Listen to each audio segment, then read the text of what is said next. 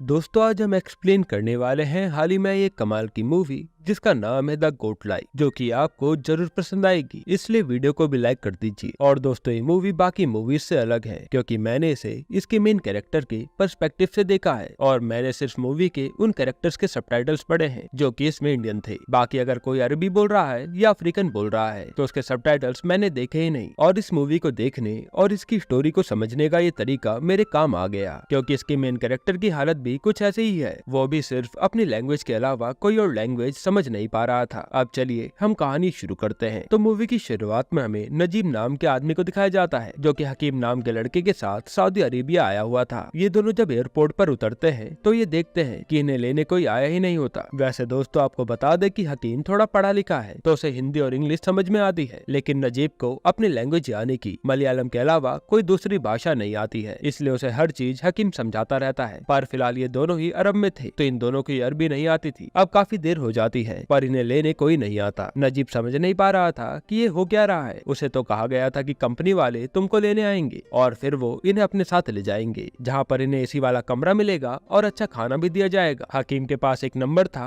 पर उस पर कोई भी फोन नहीं उठा रहा था। बाद में पता चलता है कि ये लोग यहाँ फ्राइडे के दिन आ गए थे जिस दिन यहाँ पर छुट्टी होती है, यानी कि इनकी कंपनी बंद होगी और जो उनके पास नंबर था वो उसी कंपनी का नंबर होगा, इसलिए शायद कोई फोन नहीं उठा रहा था। नजीब और हकीम दोनों की समझ में नहीं आ रहा था कि वो अब करे क्या। तभी वहाँ पर एक शेख आता है जो कि इनसे अपनी भाषा में कुछ पूछने लगता है। अब इन्हें तो उसकी भाषा समझ नहीं आ रही थी तो वो कंफ्यूज होकर सोचने लगते हैं कि वो शेख कह क्या रहा है। फिर दोनों उसे अपना पासपोर्ट दिखाते हैं, जिन्हें देखने के बाद वो कुछ बोलते हुए इशारों से उन्हें अपने साथ चलने के लिए कहता है। ये देख हकीम तो खुश हो जाता है और दोनों को ये लगता है कि शायद यही हमें लेने के लिए आया है, लेकिन उस शेख की गाड़ी को देखकर नजीब को ये ठीक नहीं लग रहा था। साथ ही वो शेख नजीब और हकीम को साथ में पीछे की तरफ बैठने को कहता है। यहाँ नजीब उस शेख से पानी मांगता है लेकिन शेख उसे कोई जवाब नहीं देता। अब सफर के दौरान नजीब और हकीम की आंख लग जाती है और जब उनकी आंखें खुलती है तो दोनों खुद को रेगिस्तान में पाते हैं। दरअसल ये शेख इन्हें शहर से दूर रेगिस्तान में किसी के पास बेचने के लिए आया था। वो एक जगह हकीम को छोड़ देता है, यानी कि एक दूसरे शेख के पास। इस पॉइंट पर नजीब कहता भी है कि हमें अलग ना करो, लेकिन वो पहले वाला शेख नजीब को मारने लग जाता है और उसे जबरदस्ती गाड़ी में बैठा लेता है। इस तरफ हकीम बेचारा चिल्लाता रह जाता है कि भैया मुझे छोड़कर ना जाओ। इसके बाद वो शेख नजीब को भी एक जगह छोड़कर चला जाता है। अब यहाँ पर जो शेख था उसी के अंडर नजीब को काम करना होगा, लेकिन अभी तक नजीब के कुछ भी समझ नहीं आ रहा था कि वो करे क्या। अब जो नजीब का बॉस था वो सोने के लिए चला जाता है। तब यह नजीब ढेर सारी बकरियों और ऊँटों के बीच में एक बुजुर्ग आदमी को देखता है जो कि शायद तमिल बोल रहा था। ये भाषा भी अब नजीब को नहीं आती थी और इस बूढ़े आदमी को देखकर ऐसा लग रहा होता है कि ये भी यही भेड़ बकरियों को ख्याल रखने का काम करता है। इशारे से नजीब इस बुजुर्ग आदमी से पानी मांगता है तो वो बूढ़ा आदमी एक पानी की टंकी की तरफ इशारा करता है जहाँ से नजीब पेट भरकर पानी पीता है। अब उसे सोना था लेकिन वो कहाँ सोए कुछ समझ नहीं आ रहा था। ना तो यहाँ कोई बिस्तर था और ना ही कोई छत। इस खुले रेगिस्तान में वो कहाँ सोता। इस दौरान नजीब देखता है कि उसका बॉस टेंट में सो रहा है तो वो भी एक कोने में अपना बिस्तर बिछाकर सो जाता है। नजीब अपनी जिंदगी को भी मिस कर रहा था। असल में नजीब हमेशा से गल्फ जाना चाहता था क्योंकि उसने देखा था कि जो लोग इंडिया में कुछ भी नहीं कमाते थे वो भी गल्फ से महंगी महंगी चीजें लेकर अपने घर आते हैं। तो उसका भी सपना था कि वो भी अपने परिवार की जरूरतों को पूरा करे। नजीब के एक दोस्त का जीजा लोगों को सऊदी भेजने का काम करता था तो उनसे नजीब मिलकर वहाँ सऊदी में जाने और नौकरी की बात कर लेता है। इसके लिए दोस्त के जीजा को नजीब ने 30,000 रूपए और मुंबई में वीजा बनाने के लिए 10,000 रूपए दिए थे। उसका सोचना था कि वहाँ पहुंचकर वो इन सब पैसों की भरपाई कर लेगा। और नजीब अपनी माँ और बीवी के साथ रहता था। उसकी बीवी माँ बनने वाली थी, इसलिए नजीब वहाँ जाने के लिए बेचैन था ताकि अच्छे पैसे कमा सके। कहानी वापस से प्रेजेंट में आती है और नजीब यही सब सोचते हुए सो गया था। अब क्योंकि वो टेंट में सोया था इसलिए नजीब का बॉस उसे बुरी तरह से मारता है और टेंट के बाहर निकाल देता है। नजीब को समझ नहीं आ रहा था कि उसने गलत क्या किया है। उसकी बीवी ने नजीब को अचार दिया था तो उसे देखकर वो उसे याद करता है। सुबह नजीब को वो बुजुर्ग अपने पास बुलाता है और वो बकरी का दूध निकाल रहा था। वो नजीब को दूध देते हुए अपनी भाषा में कहता है कि इसे ले जाकर बॉस को दे दो, लेकिन नजीब के समझ में नहीं आता और उसे लगता है कि बुजुर्ग उसे दूध पीने के लिए दे रहा है। नजीब उसे पीने लगता है। यह देख बुजुर्ग उसे रोकता है और वापस से उस जग को भरकर इशारे से नजीब को कहता है कि ये जाकर उसे दे दो। इस बार पर उसका इशारा समझकर नजीब दूध ले जाकर बॉस को दे देता है। यहाँ नजीब फिर से अपने शेख बॉस को समझाने की कोशिश करता है कि शायद वो गलत जगह पर आ गया है, वो इंडिया से यहाँ पर ये सब करने नहीं आया है। पर नजीब की बात उस शेख को समझ नहीं आ रही होती, इसलिए नजीब उसके पैर पकड़ लेता है और वो शेख उसे दोबारा से मारता है। फिर वहाँ एक और दूसरा शेख आता है जिसे अपना एड्रेस और बाकी चीजें दिखाकर नजीब समझाने की कोशिश करता है, लेकिन वो शेख नजीब की वो सारी चीजें ही फाड़ देता है। नजीब के पास अब अपने नसीब पर रोने के अलावा कुछ भी नहीं बचा था। उसे ऐसे देख शेख उसे रोटी खाने के लिए देता है। वो सूखी रोटी काफी मोटी थी और वो नजीब से निकली नहीं जा रही थी, तो शेख उसे सब्जी या कुछ और नहीं बल्कि पानी देता है और इशारे के जरिए बताता है कि रोटी को इसी पानी में डुबाकर खाओ, तब आराम से निकली जाएगी। अब भूख होती ऐसी चीज है कि नजीब को न चाहते हुए भी ये खाना पड़ता है और ये सीन काफी इमोशनल था। रात में नजीब अपनी बीवी का दिया हुआ अचार खाते हुए उसे याद करता है। यहाँ पर हमें वो सीन दिखाया जाता है जब नजीब की पत्नी उसे छोड़ने स्टेशन आई थी। यहीं से नजीब के साथ उसके एक पड़ोसी ने हकीम को भी भेजा था ताकि नजीब उसका भी ख्याल रखे। ये शायद आखिरी बार था जब नजीब ने अपनी पत्नी को देखा था। अब तो वो उससे बता भी नहीं सकता कि वो कहाँ और किस हाल में है। नजीब के मन में यहाँ से भाग जाने का भी विचार आता है और जब एक आदमी यहाँ पानी लेकर आता है तो उससे नजीब कहता है कि भाई मुझे अपने साथ ले चलो, और नजीब को उससे बात करते हुए देख शेख समझ जाता है कि नजीब उससे क्या कह रहा होगा, इसलिए यहाँ भी शेख नजीब को मारने लगता है। जब नजीब उसे रोकता है तो शेख गुस्से में बंदूक निकाल लेता है और उसी बंदूक से नजीब को बुरी तरह मारता है। यहाँ भी नजीब अपनी पत्नी को याद करता है कि कैसे उसकी शादी हुई थी। वहाँ पर गरीबी तो थी पर सुकून भी था। उसी सुकून को अब नजीब यहाँ मिस कर रहा था। वो कहते हैं ना दोस्तों, कभी कभी हमारे पास जो चीज होती है हम उसकी कदर नहीं करते और निकल जाते हैं और बेहतर की तलाश में। जो नजीब अपने घर में जब चाहे नदी में नहा लेता था, वो आज पता नहीं कितने दिनों से नहाया नहीं था। यहाँ नहाना छोड़ो, धोने के लिए भी पानी नहीं था। संडास करने के बाद नजीब को रेत के जरिए ही सोच करना पड़ता था। अब एक सुबह जब नजीब उठता है तो शेख उसे बकरियों का दूध निकालने के लिए इशारे से बोलता है और नजीब देखता है कि वो बुजुर्ग आदमी कहीं दिखाई नहीं दे रहा है। वो कहता है कि ये तो उसका काम है, लेकिन उस बूढ़े आदमी के न होने के कारण अब नजीब को न चाहते हुए भी इस काम को करना पड़ता है। पहले तो उसे बकरी लात मार देती है, लेकिन फिर किसी तरह से नजीब सीख जाता है और उनका दूध निकालने लगता है। यहाँ इस वक्त तक वो समझ चुका था कि उसे अब यही करना होगा, जिसके बदले उसे 2 वक्त की रोटी के अलावा कुछ नहीं मिलने वाला। इस काम को नजीब ने पहले कभी नहीं किया था, इसलिए उसे काफी दिक्कतें आती हैं। कई बार तो उसे बकरियां मार भी देती थी, जिससे नजीब को काफी चोटें भी आती हैं, लेकिन अब वो भी इन बकरियों के झुंड का हिस्सा था। नजीब को यहाँ अब शायद कुछ महीने बीत चुके थे। उसने काफी दिन बाद अपना चेहरा देखा था। तब नजीब जैसे पहले दिखता था उससे बिल्कुल ही अलग दिख रहा था। साथ ही अब उसकी सेहत और शरीर भी पहले जैसा नहीं रहा। इस बारे में सोचकर वो काफी दुखी होता है। तभी अचानक से उसे पहाड़ी के पीछे से आवाज आती है। वो जाकर देखता है तो वहाँ का नजारा देखकर वो दंग रह जाता है। दरअसल जो बूढ़ा आदमी यहाँ बकरियों का ख्याल रखता था, ये उसी की लाश थी, जिसे गिद्ध नोच नोच कर खा रहे होते हैं। यानी कि वो यहाँ पर काम करते करते मर गया और इन शेखों ने उसे ढंग से आखिरी विदाई भी देना सही नहीं समझा। उसकी बॉडी की हालत को देखकर नजीब गिद्धों को भगाने की कोशिश करता है, लेकिन वो उल्टा नजीब पर ही हमला कर देते हैं और नजीब को इस दौरान भी काफी चोटें आती हैं। नजीब को ये समझते देर नहीं लगती कि शायद अब उसका भी यही हाल होगा। उसकी पूरी जिंदगी इसी तरह बीत जाएगी और यहाँ से शायद वो कभी निकल ना पाए। यही सोचकर वो अगले दिन हिम्मत करके भागने की कोशिश करता है, लेकिन उसे भागते हुए एक शेख देख लेता है और वो शेख कैमल पर बैठकर नजीब का पीछा कर रहा होता है। फिर जब नजीब उसकी आवाज देने पर भी नहीं रुकता तो शेख उसकी तरफ गोली चला देता है। हालांकि गोली नजीब को नहीं लगती, पर वो गिर जाता है। शेख गुस्से में उसके पास आता है और अपनी बंदूक से उसे काफी मारता है, यहाँ तक कि नजीब को ये सबक याद रहे और वो दोबारा भागने की कोशिश न करे। इसलिए शेख मार मार कर उसकी एक टांग भी तोड़ देता है। नजीब की हालत अब उन भेड़ बकरियों की तरह हो चुकी थी जिन्हें उनका मालिक मारता रहता है और बस अपने काम के लिए इस्तेमाल करता है। रात को वो काफी दर्द में होता है और अपनी माँ और पत्नी को याद करके रोता है। फिर मूवी में थोड़ा टाइम जंप आता है जहाँ हम देख पाते हैं कि शायद अब नजीब को यहाँ 1-2 साल बीत चुके हैं। वो एक दिन बकरियों के झुंड को लेकर जा रहा होता है, तभी अचानक से बारिश शुरू हो जाती है। इस बारिश को देख नजीब जल्दी से एक पहाड़ी के नीचे चला जाता है। इस दौरान वो यहाँ पर एक गुफा देखता है जिसके उस तरफ किसी की आवाज आ रही थी। उस गुफा में आवाज को सुनते हुए नजीब चला जाता है और जब वो इस छोटी सी गुफा के दूसरी तरफ निकलता है तो वहाँ हकीम मौजूद था। नजीब उसे देख अपने गले से लगा लेता है और दोनों एक दूसरे को देखकर काफी रोते हैं। इन्होंने एक दूसरे को उनकी आवाज से पहचाना था, क्योंकि शक्ल और शरीर तो काफी हद तक बदल चुका था। हकीम नजीब से रोते हुए कहता है कि भैया, शुरुआत में इन लोगों ने मुझे बहुत मारा, आज भी माँ याद आती है, ना जाने वो कहाँ होंगी। क्या सोचा था हमने और क्या हो गया। फिर वो कहता है कि मैं हाल ही में इस जगह पर आया हूँ, लेकिन अब आप मुझसे मिलने यहाँ पर मत आइएगा, क्योंकि अगर मेरे मालिक को पता चला तो वो मुझे बहुत मारेगा। भैया आप चले जाओ। इतना कहकर हकीम रोते हुए वहाँ से चला जाता है। नजीब भी क्या ही कर सकता था, वो भी हकीम को जाते हुए देखता है और फिर वापस चला जाता है। फिर कुछ दिन और बीतते हैं। नजीब एक दिन कैमल को लेकर कहीं जा रहा होता है। अभी कुछ दूर पर वो हकीम को देखता है जो कि कागज छोड़कर चला जाता है। फिर नजीब बड़ी मुश्किल से उस कागज को पढ़ता है जिसमें हकीम ने लिखा था कि भैया जब मैं यहाँ आया तो मुझे एक अफ्रीकन गुलाम मिला जिसका नाम कादरी है। उसे कुछ हद तक यहाँ का रास्ता पता है, उसकी मदद से हम भी यहाँ से निकल सकते हैं, बस हमें सही मौके की तलाश करनी है, आप भी तैयार रहना। अब अगले दिन हकीम नजीब को कादरी से मिलवाता है। कादरी अफ्रीकन भाषा बोलता था जिसे हकीम समझ लेता था, लेकिन नजीब नहीं। पर यहाँ इतना तो समझ आ गया था कि कादरी दिल का बहुत अच्छा आदमी है। फिर हकीम नजीब से बताता है कि हम यहाँ से 2 दिन बाद भागेंगे। दरअसल हकीम के बॉस की बेटी की शादी 2 दिन बाद होने वाली है, तो आसपास के सभी शेख उस दिन शादी में शामिल होंगे, यही मौका है यहाँ से निकलने का। इस पर नजीब रोते हुए कहता है कि मैंने कई बार कोशिश की है, इस विशाल और बंजर रेगिस्तान में हम इतनी दूर और कैसे भागेंगे। हकीम उससे कहता है कि भैया हिम्मत रखो, सब अच्छा होगा। बस फिर क्या था, वो दिन आ ही जाता है जब शेख सुबह होते ही निकल जाते हैं और नजीब जब यहाँ अपने कपड़े खोलता है तब हम देखते हैं कि उसकी हालत कितनी ज्यादा बदतर हो गई है। उसकी एक हड्डियां दिख रही होती हैं और साथ ही पेट तो जैसे अंदर घुस गया हो। वो यहाँ आज पहली बार नहाता है और अपने बैग से निकाल कर कपड़े पहनता है। तब नजीब देखता है कि उसकी कमर उसकी पैंट की कमर से आधी हो गई है, इसलिए वो अपनी पैंट को एक रस्सी से बांधता है। फिर आखिरी बार वो सारे ऊंट और भेड़ बकरी को खाना देता है और सभी से कहता है कि अलविदा, मैं जा रहा हूँ हमेशा के लिए। इसी बीच नजीब को लेने हकीम और कादरी आ जाते हैं। हकीम नजीब से कहता है कि हमें रात होने से पहले रोड तक पहुँचना होगा, तो अब ये लोग यहाँ से निकल जाते हैं। मगर रेगिस्तान तो इनकी सोच से भी कई ज्यादा विशाल था। रात होने तक सभी को प्यास लग जाती है। तब कादरी थोड़ी दूर पर कुछ शेख लोगों को देखता है और चुपचाप थोड़ा सा पानी लेने की कोशिश करता है। वहाँ रेगिस्तान में पानी और भी गुलाम चोरी कर रहे थे। ये देख वो शेख तुरंत गोली चला देता है। तब कादरी, नजीब और हकीम ये देखकर भागते हैं और एक रेत के टीले से गिर पड़ते हैं। यहाँ तीनों ही उन शेखों से दूर तो आ गए थे, पर कमजोरी की वजह से बेहोश हो गए थे। सुबह जब इनकी आंख खुलती है तो देखते हैं कि चारों ही तरफ बंजर रेगिस्तान और रेत ही रेत है। चलने के अलावा अब इनके पास कोई चारा नहीं था, क्योंकि इन लोगों ने ये कदम सोच समझकर उठाया था कि यहाँ गुलामी करते हुए मरने से अच्छा है कि यहाँ से निकलने की कोशिश में जान चली जाए। पर दोस्तों कहते हैं ना, कहना आसान होता है पर करना मुश्किल। तीनों भूखे प्यासे आगे बढ़ते जा रहे थे। यहाँ कादरी सूरज की चाल के हिसाब से अपना रास्ता तय कर रहा था। इसी बीच नजीब और हकीम को कुछ दूर पर पानी दिखता है। ऐसा लगता है कि मानो कोई कैमल पानी पी रहा हो। उन्हें भागता देख कादरी उन्हें रोकता भी है। असल में ये नजीब और हकीम के आंखों का धोखा था, जिसे हम मिराज कहते हैं। दोनों पास जाकर देखते हैं तो वहाँ ऐसा कुछ भी नहीं था, बल्कि एक कैमल की लाश पड़ी हुई थी जो शायद प्यास से ही मारा गया। फिर ये तीनों हिम्मत करके आगे बढ़ते हैं तो अचानक से ढेर सारे रेत वाले सांप वहाँ आ जाते हैं, जिनसे कादरी हकीम को तो बचा लेता है, लेकिन नजीब उन सांपों के बीच फंस जाता है। उसे कादरी इशारे से वहीं बिना हिले खड़े रहने के लिए कहता है और नजीब ऐसा ही करता है। कई सांप उसके अगल बगल और कुछ उसके पैरों के ऊपर से होकर चले जाते हैं और ये सीन देखने में काफी खतरनाक था। इस पॉइंट पर कादरी देखता है कि नंगे पैर होने के कारण नजीब के पैर में कई छाले पड़ गए हैं और साथ ही सूजन भी आ गई है। ये देख कादरी उसके पैरों में एक कपड़ा फाड़ कर बांधता है ताकि वो चल पाए, क्योंकि इन्हें पता नहीं था कि इनका सफर कब और कैसे खत्म होगा। अब प्यास से तीनों की हिम्मत पस्त हो रही थी, खास करके नजीब और हकीम की। आगे गिरते पड़ते ये लोग भूख प्यास से बेहाल होकर भी बढ़ते जा रहे थे। कभी हकीम गिर जाता तो कभी नजीब, लेकिन कादरी काफी स्ट्रॉन्ग था और वो इन दोनों को छोड़कर कहीं जा नहीं रहा था। वो इन दोनों को हिम्मत देता है। एक समय तो ऐसा आता है कि हकीम और नजीब प्यास की वजह से बेहाल होकर बेहोश हो जाते हैं। इस दौरान कादरी इन्हें अपना पसीना तक पिला देता है। इस तरह चलते हुए इन्हें 3 दिन बीत चुके थे। अब हकीम का शरीर उसका साथ छोड़ रहा था, तो कादरी उसे उठाकर आगे बढ़ने लगता है। जिस दौरान हकीम को जब थोड़ा होश आता है तो उसे आगे शहर दिखने लगता है, जबकि वहाँ पर कुछ भी नहीं था। उसका दिमाग भी अब उसका साथ छोड़ रहा था। वो नजीब और कादरी को धक्का देकर वहाँ जाता है और जब कुछ भी नहीं मिलता तो वो रोने लगता है। अब उसे प्यास भी लगी थी तो वो रेत को ही पानी समझकर अपने मुंह में भरने लगता है। तब नजीब उसे संभालने की कोशिश कर रहा होता है, पर कोई फायदा नहीं होता और इस हालत में हकीम की सांसें उसका साथ छोड़ देती हैं। उसे भी अपने सामने लाश में बदलता देख नजीब के कुछ समझ में नहीं आ रहा था कि वो करे क्या। उससे वहाँ से आते वक्त हकीम की माँ ने कहा था कि इसका अपने छोटे भाई की तरह ख्याल रखना। नजीब हकीम की बॉडी को पकड़कर रो ही रहा होता है। तभी कादरी देखता है कि रेतीला तूफान सामने से आ रहा है, इसलिए वो जबरदस्ती नजीब को लेकर भागता है। इस तूफान की वजह से हकीम की लाश भी उसी रेत में कहीं खो जाती है। ये दोनों भी उस तूफान से किसी तरह बचते हैं। फिर जब तूफान थम जाता है तो कादरी को कुछ दूर पर पानी दिखता है और दोनों उस पानी को देख काफी खुश होते हैं। यहाँ कादरी नजीब को थोड़ा थोड़ा करके पानी पिलाता है। फिर उसे यहाँ पर एक बोतल दिखती है जिसे कादरी बांसुरी की तरह बजाता है। अब रात यहाँ बिताने के बाद अगली सुबह जब कादरी उठता है तो उसे ऐसा लगता है कि रोड करीब ही है, लेकिन इस बार उसका भी अंदाजा गलत था। इस पॉइंट पर कादरी की हिम्मत भी जवाब दे देती है और जब नजीब उठता है तो वो देखता है कि कादरी उसके लिए बोतल में पानी छोड़कर जा चुका है। अब नजीब अकेला था जो कि इस बोतल का पानी पीते पीते किसी तरह भाग्य से रोड तक पहुंचने में कामयाब हो जाता है, पर अब उसकी हिम्मत जवाब दे चुकी थी। भूख प्यास से बेहाल वो ठीक से चल भी नहीं पा रहा था। उसकी इस हालत को देखने के बाद भी कोई गाड़ी नहीं रोक रहा था। फिर कुछ देर बाद एक कार उसके पास रुकती है और ये एक शेख था जो कि नजीब को अपनी कार में लिफ्ट भी देता है और उसे पानी भी पिलाता है। ये शेख दिल का अच्छा था जो नजीब को शहर में लाकर छोड़ देता है। यहाँ पर नजीब हाथ जोड़कर इस शेख का शुक्रिया अदा करता है। फिर उसके जाने के बाद नजीब लड़खड़ाते हुए एक मलयाली रेस्टोरेंट के करीब जाकर गिरता है। ये रेस्टोरेंट कुंजिका नाम के आदमी का था जो नजीब का इलाज करवाता है, साथ ही उसके बालों को भी कटवाता है। फिर वो नजीब के बताए हुए नंबर और एड्रेस के जरिए किसी तरह उसकी बात उसकी पत्नी से करवाता है। यहाँ पर हमें पता चलता है कि नजीब ने रेगिस्तान में पूरे 3 साल बिताए थे। वो अपनी पत्नी और बच्चे की आवाज सुनकर रो पड़ता है। अब नजीब के पेपर्स पूरे नहीं थे, इसलिए उसे न चाहते हुए भी पुलिस में सरेंडर करना पड़ता है। यहाँ पर जो लोग अपनी कंपनी या बॉस से भाग कर आए थे उन्हें वो शेख पकड़ कर वापस ले जाते थे। एक दिन नजीब का शेख बॉस भी यहाँ आता है, जिसे देख नजीब डर रहा था कि कहीं वो मुझे ले जाना ले, पर वो नजीब को कहीं नहीं ले जाता। हालांकि उसने उसे पहचान तो लिया था। दरअसल इस शेख के पास किसी और को काम करने आना था और वो नजीब को गलती से ले गया था। अब नजीब के एम्प्लॉयमेंट पेपर्स उसके पास नहीं थे, तो वो नजीब को नहीं ले जा सकता था। ये बात जानकर नजीब थोड़ा हल्का महसूस करता है। फिर 3 महीने जेल में रहने के बाद आखिर वो समय आ जाता है जब उसे वापस इंडिया डिपोर्ट कर दिया जाता है। जाते वक्त नजीब सोचता है कि लोग यहाँ से कई महंगी और बड़ी बड़ी चीजें अपने परिवार और दोस्तों के लिए लेकर जाते हैं, मगर नजीब के पास अपनी पत्नी और बच्चे को देने के लिए अपने वक्त के अलावा कुछ नहीं था। उसे समझ आ चुका था कि उसके पास जो भी है वह काफी है। यहाँ कई लोग तो एक एक बूंद पानी के लिए भी तरस रहे हैं। इस मूवी ने हमें दुनिया का सबसे अच्छा सबक दिया है कि हमें संतुष्ट रहना चाहिए, वो भी उन सभी चीजों से जो भी हमारे पास हो। साथ ही अपने सपनों पर काम तो करो, लेकिन कामयाबी और ऐशो आराम के चक्कर में इतनी दूर भी ना निकल जाओ कि वापस लौट पाना नामुमकिन हो जाए। इसी बेहतरीन मैसेज के साथ ये सच्ची घटना पर आधारित मूवी खत्म होती है। दोस्तों, आपको ये मूवी कैसी लगी हमें कमेंट में जरूर बताइएगा। मुझे तो ये मूवी बहुत पसंद आई, जिसने मुझे अंदर तक हिला दिया था। वैसे दोस्तों, आपको अगला एक्सप्लेनेशन कौन सी मूवी पर देखना है हमें कमेंट में बताइएगा। बाकी अगर आपको हाल ही में एक बेहतरीन मूवी देखनी है तो आप ये वीडियो देख लीजिए।